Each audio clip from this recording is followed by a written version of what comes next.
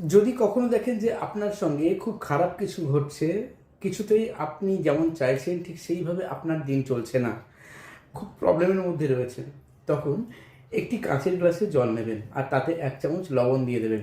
ঘরে যে লবণ থাকে খাওয়ার, সেই লবণ দিলেই হবে। একটা কাগজে আপনি আপনার নাম লিখবেন। লেখার পর আপনি ওই জলের মধ্যে দিয়ে দেবেন। দিয়ে গ্লাসটিকে হাতের মধ্যে নিয়ে জলসহ ইউনিভার্সের কাছে বলবেন যে, হে ইউনিভার্স, আমার এই সমস্যা আমি এই মুহূর্ত থেকে ত্যাগ করলাম।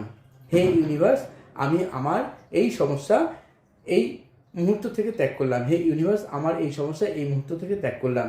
3বার বলবেন।